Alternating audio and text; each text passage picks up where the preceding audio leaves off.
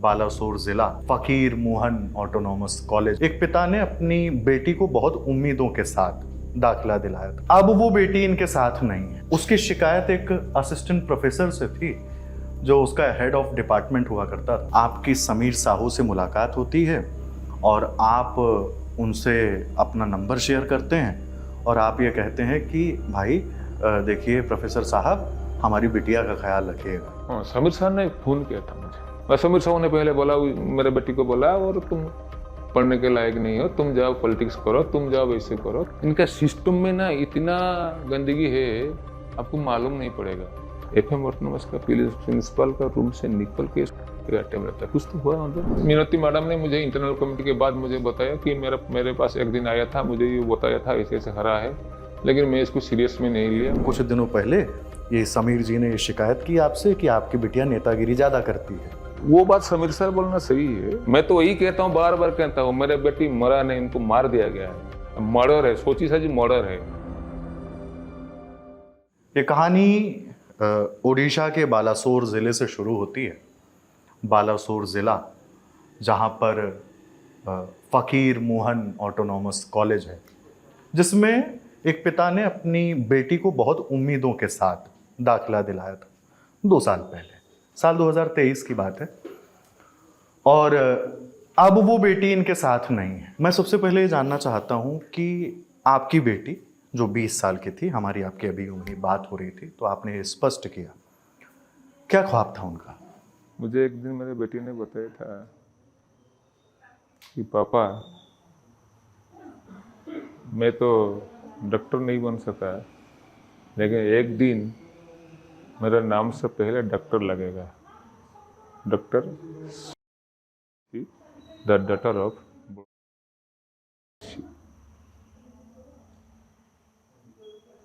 उस दिन उनकी बात को मैं हंसी मजाक में लिए थे, क्योंकि मेरा हैसियत इतना नहीं है बेटी को कितना दूर भेज सकता हूँ। तो आप बाद में पता चलता था। इसका ख्वाब था वो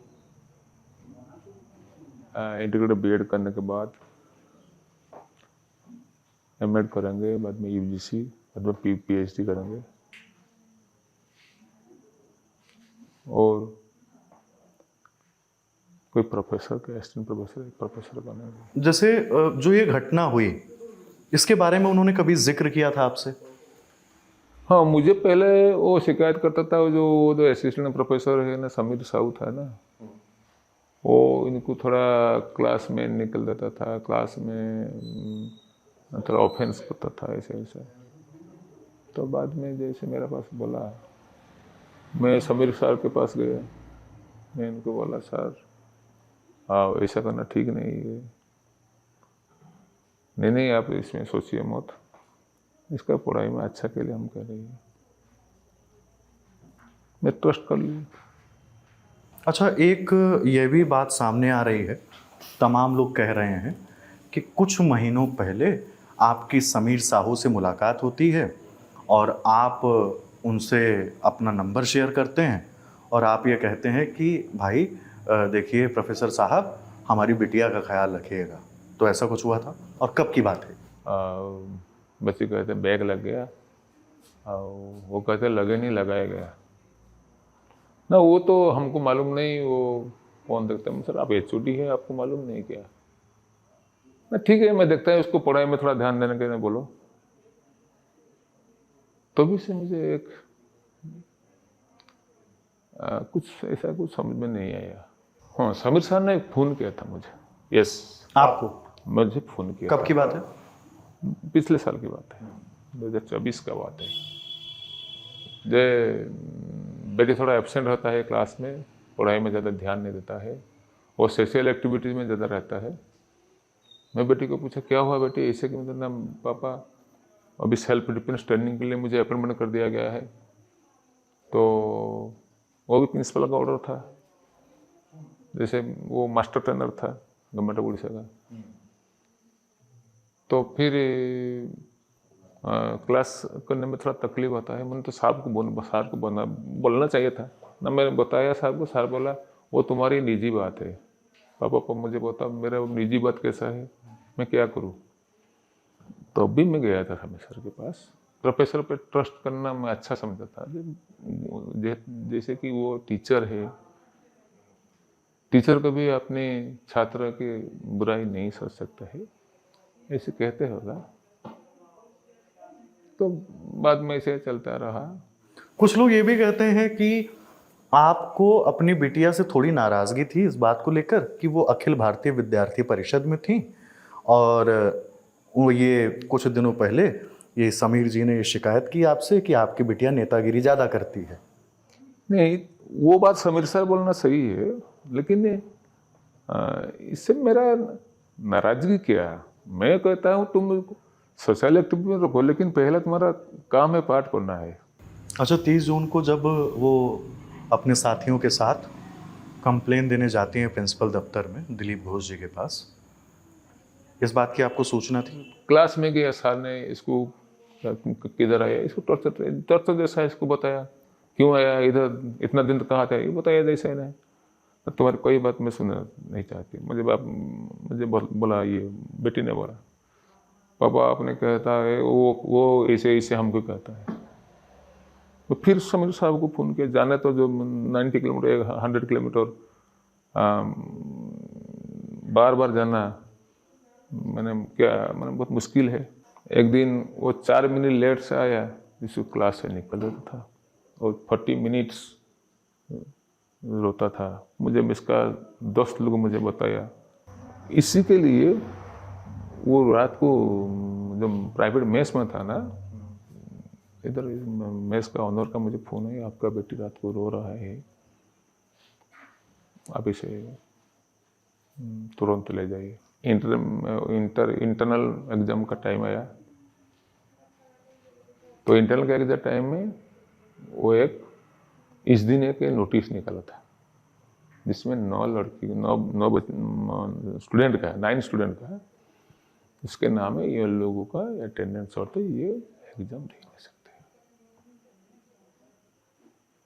फिर अपील किए तो 8 स्टूडेंट को अंदर कर लिया, इनको जाने नहीं दिया अंदर एग्ज़ाम में। तो ये तुरंत आके प्रिंसिपल के पास कंप्लेन किया। इसका पहले इसका मन में जो था वो लिखा, इधर का जो स्टूडेंट ऑर्गेनाइजेशन कुछ है इसका साथ में इसको सहारा लिया, और सहारा लेके प्रिंसिपल के पास कंप्लेन किया। इसमें थोड़ा लिखा था जो सर मेरा फेवर चाहिए, ऐसा ऐसा बोला था। तो मैंने इनका दोस्तों को बुलाया, पूछा क्या सर ऐसा हुआ था, ऐसा ना सर ऐसा हुआ था, तुम लोगों मुझे पहले क्यों नहीं बताया ना। वो डरता था कहीं ब्लेम ना हो जाए, ऐसा हो जाए।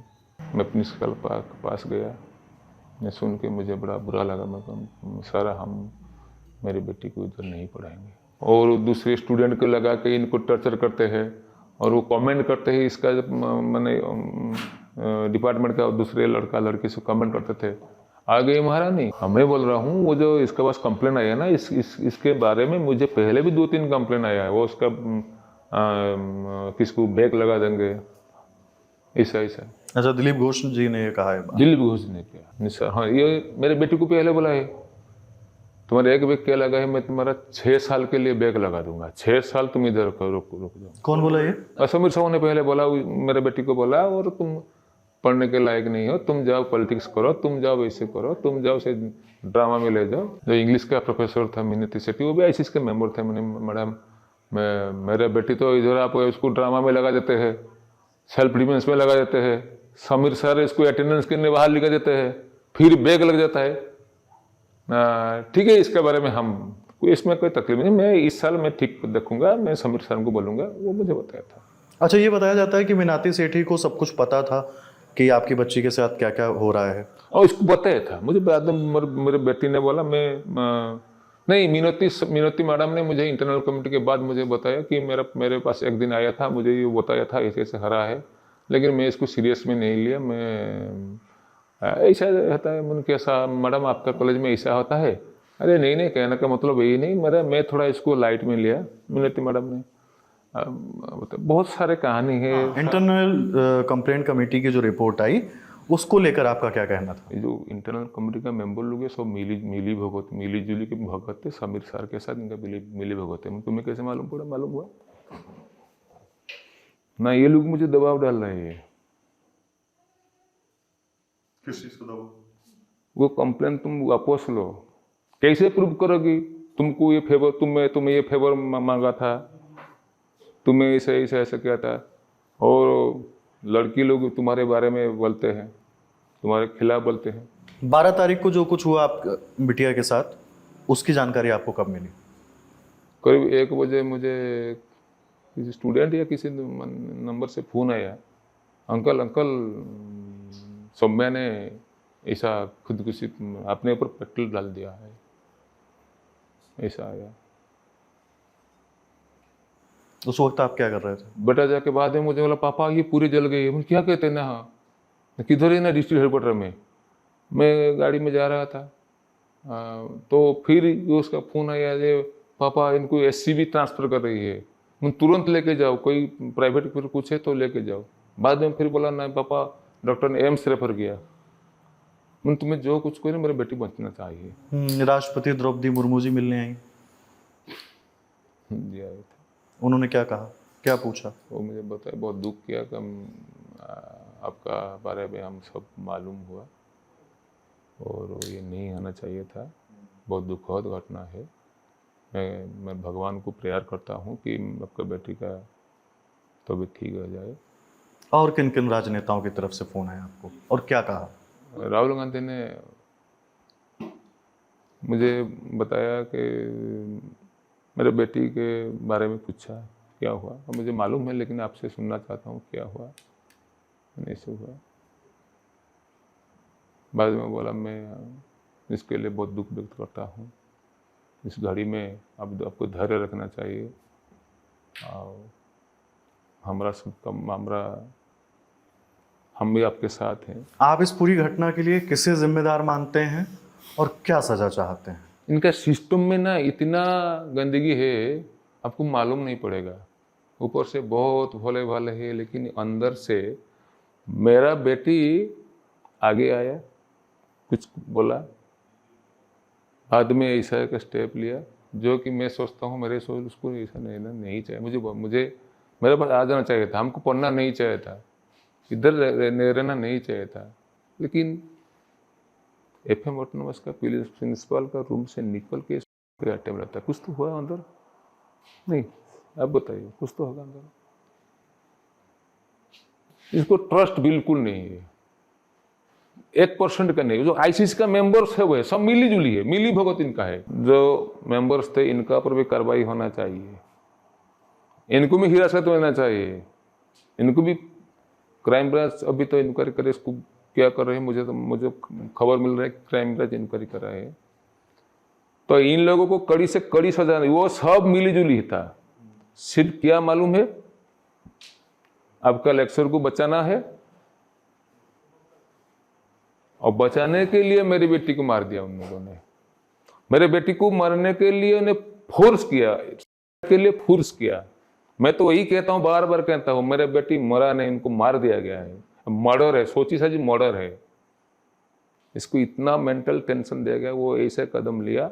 इसके लिए प्रिंसिपल जिम्मेदार है, वो प्रोफेसर जिम्मेदार है, ICC के सारे मेंबर्स भी जिम्मेदार है, और भी जो बच्चे, जो लड़के लोग मेरे बेटी को गंदी बात बोल के इसको पूरा दिमाग खा लिया है, वो सब भी मेंटल हरासमेंट के केस में इनको भी हिरासत में लेना चाहिए, वो सब भी जिम्मेदार है। बिटिया से आपकी आखिरी कुछ बात हुई? थर्सडे मतलब 10 तारीख को। इनका क्या, दोस्त का 500 रुपीज़ ऑनलाइन रिक्वायरमेंट था।